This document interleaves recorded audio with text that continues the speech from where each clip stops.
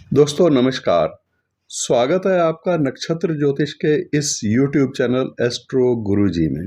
मेरा नाम है डॉक्टर R.B. धमन। आज का विषय है नक्षत्रों पर और नक्षत्रों पर एक विशेष विषय जिसमें मैं आपको बताऊंगा लता आदि दोष क्या होते हैं और लता आदि दोष का प्रभाव कब। लता आदि दोष का प्रयोग मुख्य रूप से विवाह के मुहूर्त की गणना के लिए किया जाता है। लता दोष का जो विचार है वो दो तरह से किया जाता है।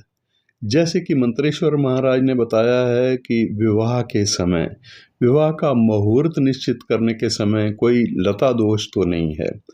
तो उस समय जो आपका जन्म के समय चंद्रमा जिस नक्षत्र में था वही नक्षत्र, मतलब आपका जन्म का नक्षत्र, आपका जन्म का नक्षत्र से आपको गणना करनी है। जैसे सूर्य अगर आपके जन्म के नक्षत्र से 12वें नक्षत्र में गतिमान हो रहा है तो ये सूर्य के कारण से लता दोष होगा। इसी तरह से मंगल जिस नक्षत्र पर भ्रमण कर रहा है और वो नक्षत्र आपके जन्म के नक्षत्र से तीसरा नक्षत्र है गोचर के समय, तो मंगल भी लता दोष की सूचना दे रहा है। ऐसे ही बृहस्पति छठे नक्षत्र में गोचर करता हुआ जन्म के नक्षत्र से ये लता दोष की सूचना देता है। शनि ग्रह आपके जन्म के नक्षत्र से 8वें नक्षत्र में गोचर करता हुआ लता दोष की सूचना दे रहा है।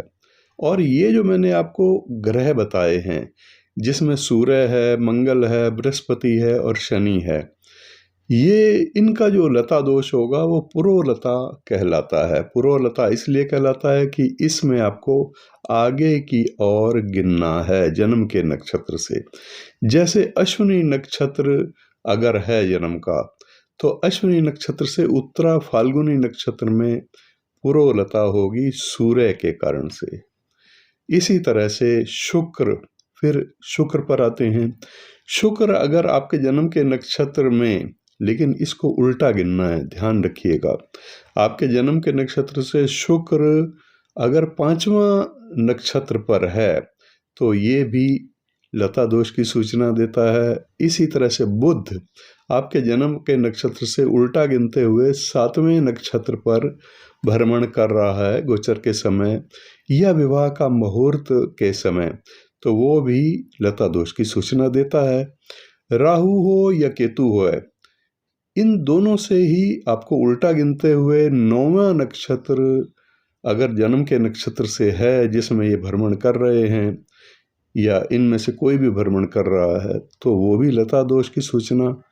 चंद्रमा जिस नक्षत्र में था आपके जन्म के नक्षत्र में, मतलब आपका जन्म का नक्षत्र ही, वहाँ से उल्टा गिनने से 22वां नक्षत्र भी पृष्ठ लता कहलाती है। तो ये शुक्र, बुध, राहु, केतु और चंद्रमा, इन से आपको उल्टा गिनना होता है, इसलिए इसको कहा जाता है पृष्ठ लता, पीछे की ओर लता दोष होता है।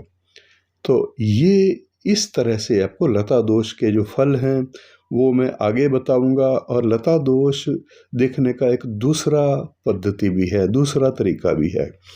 वो ये है कि आपके जन्म कुंडली में अगर सूर्य ग्रह किस नक्षत्र में है, वहां से सूर्य गोचर में कौन से नक्षत्र में लता दोष की सूचना देता है। तो आइए इसको विस्तार से समझते हैं। फल दीपिका में मंत्रेश्वर महाराज ने इसका प्रयोग जन्म कुंडली के लिए गोचर फल देखने के लिए भी कहा है। फल दीपिका अध्याय 26 और श्लोक नंबर 42 से लेकर 47 के अनुसार, जिसका मूल आधार, इस श्लोकों का जो मूल आधार ग्रंथ है उसका नाम है ब्रह्मयामल तंत्र। ब्रह्मयामल तंत्र एक ऐसा ग्रंथ है जिसमें सर्वतोभद्र विधि भी बताई गई है। भगवान शिव के द्वारा वर्णित है ये ब्रह्मयामल तंत्र, और पार्वती को ये सुनाते हुए, समझाते हुए भगवान शिव एक रहस्य बताते हैं जिसमें अनेक रहस्य हैं और अनेक पद्धतियां उन्होंने बताई हैं। सभी का वर्णन ब्रह्मयामल तंत्र में मिलता है। फल दीपिका के ग्रंथकार मंत्रेश्वर महाराज कहते हैं कि लता दोष देखने के लिए जिस समय गोचर फल का विचार आप कर रहे हों उस समय ये देखना होगा कि कौन सा ग्रह किस नक्षत्र में वर्तमान समय में भ्रमण कर रहा है और आपकी जन्म कुंडली से उस ग्रह की स्थिति कितनी दूरी पर है, ये बड़ा महत्वपूर्ण है।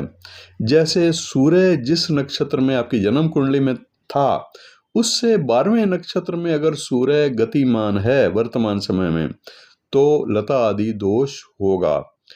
इसी तरह से मंगल जिस नक्षत्र में था आपकी जन्म कुंडली में उससे तीसरे नक्षत्र में गोचर का मंगल और बृहस्पति जिस नक्षत्र में आपकी कुंडली में था उससे छठे नक्षत्र में गोचर का बृहस्पति भी लता दोष प्रकट करते हैं।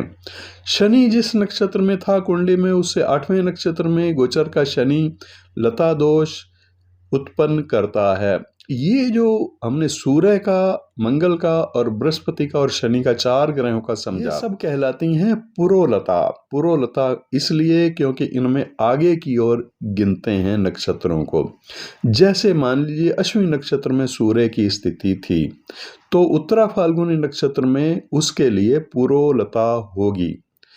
इसी तरह से शुक्र से अगर हम देख रहे हैं आपकी जन्म कुंडली में शुक्र की स्थिति जिस नक्षत्र में थी उससे उल्टा गिनना है। अब आपको उल्टा गिनते हुए 5वां नक्षत्र लता दोष से संबंधित होता है और बुध जिस नक्षत्र में था उससे उल्टा गिनने पर 7वां नक्षत्र लता दोष लिए हुए होता है। राहु या केतु जन्म के समय जिस जिस नक्षत्र में हो उससे उल्टा गिनने से 9वां नक्षत्र लता दोष से संबंधित होता है और चंद्रमा जिस नक्षत्र में जन्म के समय था उससे उल्टा गिनने से 22वां नक्षत्र लता दोष से युक्त होता है।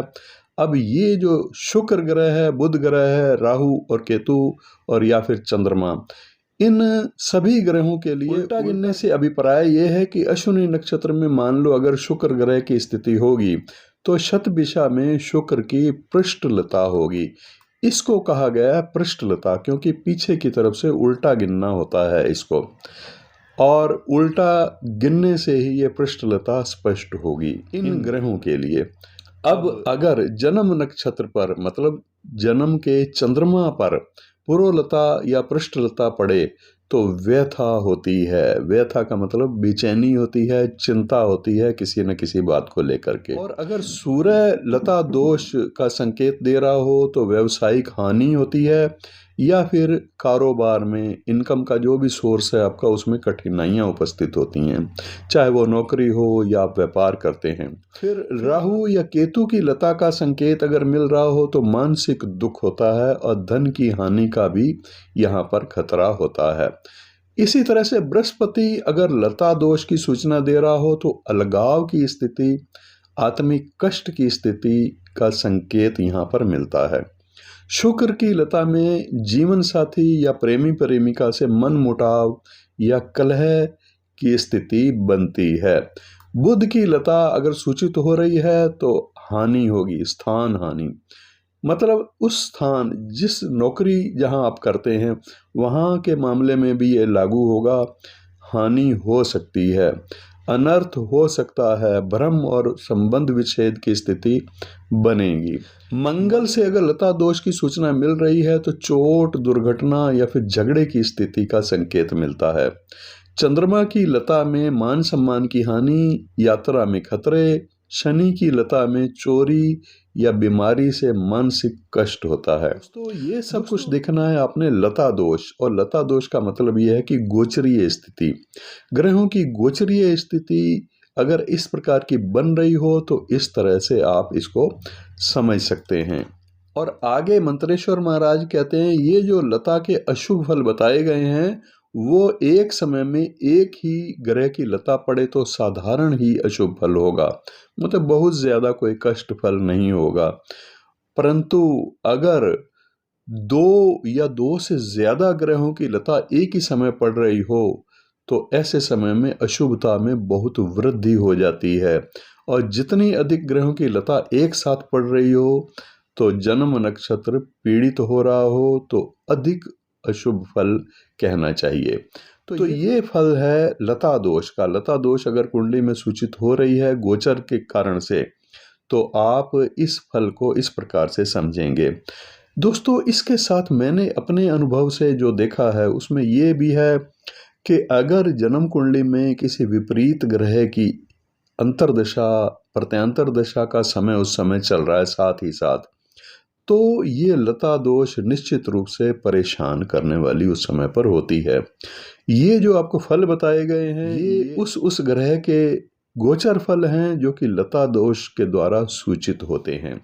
तो दोस्तों, आज की चर्चा आपको कैसी लगी ये तो आप कमेंट्स करके बताएंगे, और अगर आपको अच्छी लगी तो ज़रूर लाइक और शेयर कर दीजिएगा। इस चैनल पर नक्षत्रों से संबंधित ही सारी जानकारियां मैं आपसे शेयर करता हूं। भविष्य में भी नक्षत्रों से संबंधित जो रहस्य हैं वो धीरे धीरे करके मैं आपके सामने प्रकट करूंगा। आप बने रहिए इस चैनल के साथ और अपने मित्रों को भी जोड़िए जिनको ज्योतिष में नक्षत्रों से संबंधित रुचि गहरी हो। आज के लिए इतना ही। नमस्कार।